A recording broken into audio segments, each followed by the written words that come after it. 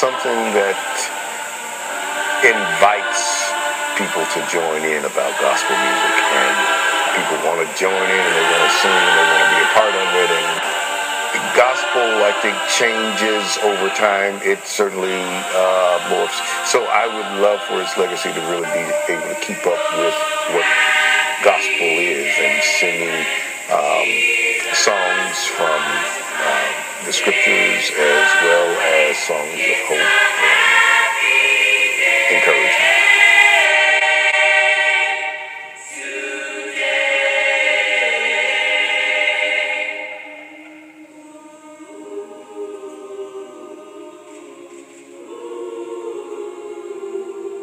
The power of gospel music lies in the title of what gospel music is.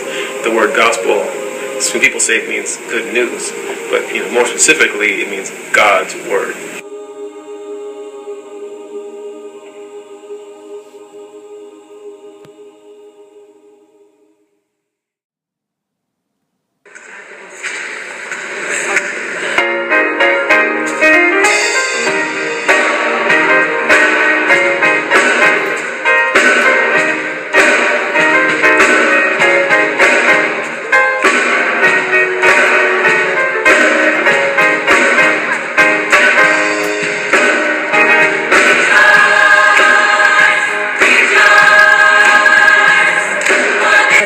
Lively and exciting and upbeat, and it's a lot of fun.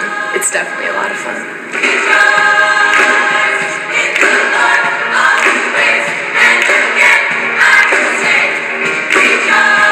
I would describe ISGC as like a family. Like, everybody really cares about each other, and we're all from different places, but we kind of all connect.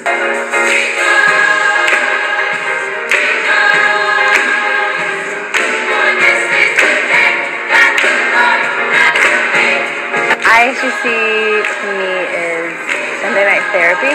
It's such an amazing evening, a way to end the week and to start off the next one.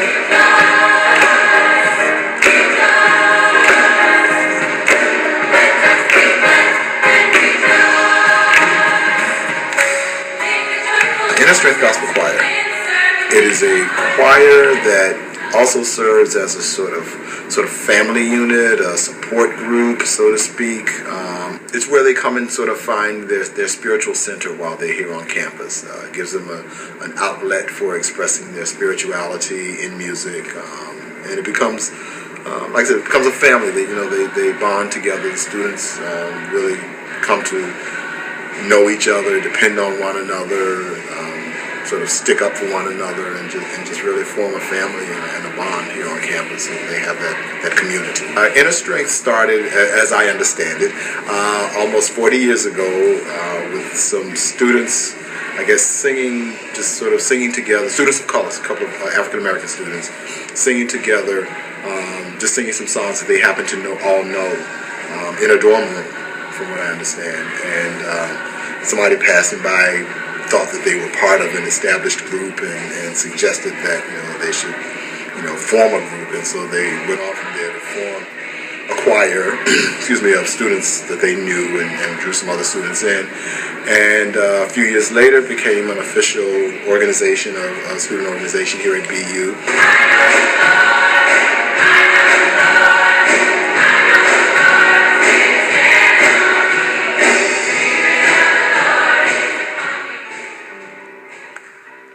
As I've been here at BU and have seen the connection even between Marsh Chapel and the Howard Thurman Center, and the whole philosophy and the teachings of Howard Thurman. My name is Catherine Kennedy, and I'm the director of the Howard Thurman Center for Common Ground, which is a department under the Office of the Dean of Students.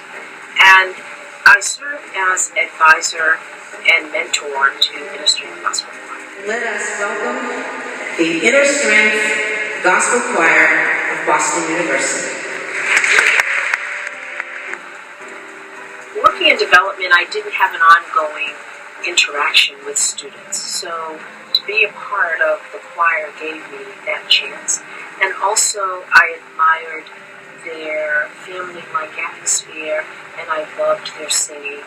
and I just wanted to make it an extension of my new experience. I've known Herb since he became the director. I didn't know him before that. I knew of him because I, being active in my own church and in my community of Boston, knew people that knew him. So I was very excited when I learned that he was going to be the new director, because I knew that he would bring a different gift of music to the choir. I love most that students say that they find ISGC a family, and I really believe and can see that they really want to make it their home away from home.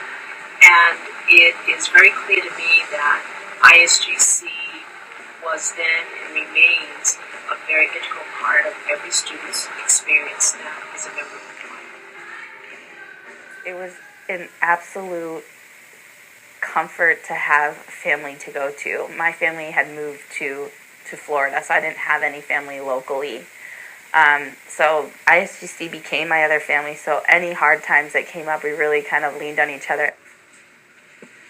I came from a really strict church. I was raised Catholic, and the particular church that I grew up in wasn't very welcoming. It wasn't very warm. It was very much rule-oriented. When I got, to ISGC, and it was more about the spirituality of it, like many denominations, many different, just praising and feeling the Spirit, that was more my speed. And it was just about like feeling the Spirit and praising it, whatever you call it. And so I think ISGC kind of brought me back toward, religion and spirituality and that.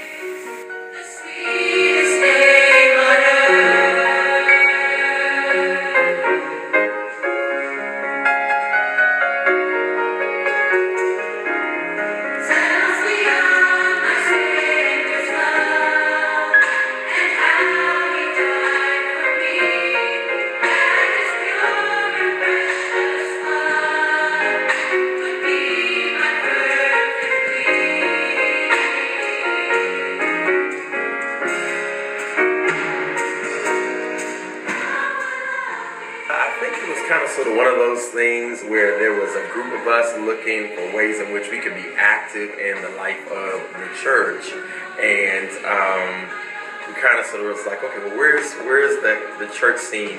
And everybody said, well, really, the church scene for us is at choir rehearsal.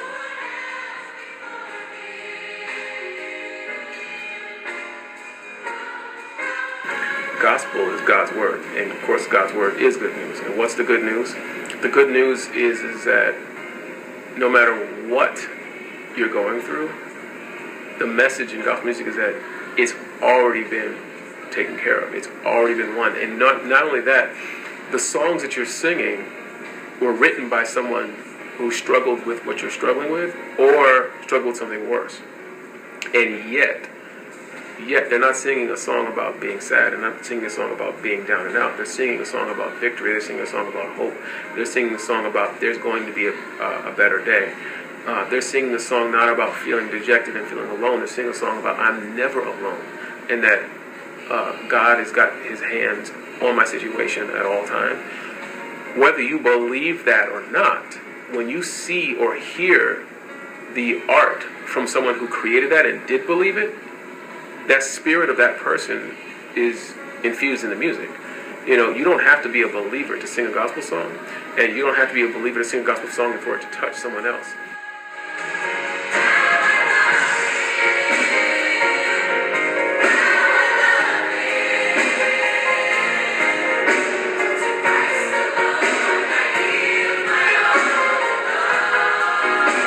It's definitely a ministry, and students talk in terms of wanting to come on Sunday nights for rehearsal to just really get reconnected and refueled so that they can be ready for the upcoming week. And that was an encouraging kind of word that kept us in a place of wanting to provide support. And that's what we did.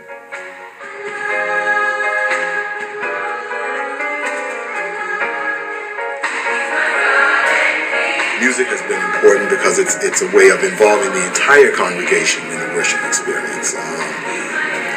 when you go to a service, if there's a sermon, there's only one person that can give the sermon. But with the singing, everybody can take part. Everybody can jump in and be a part of that. So yeah, I think music, and it's something that you can take with you after that worship experience. You can carry it with you for the rest of your week.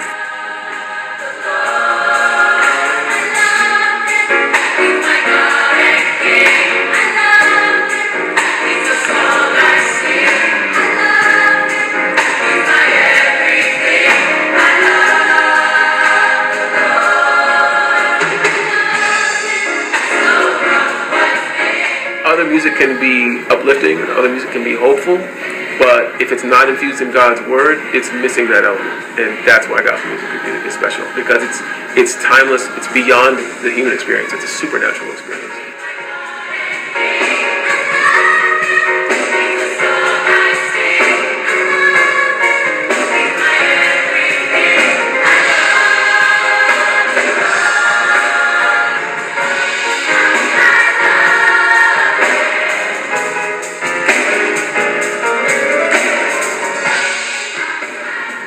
I don't know what the future of ministry will hold, but I do know that if people are staying in prayer, especially the leadership stays in prayer about what the next step is, that there's nothing to worry about.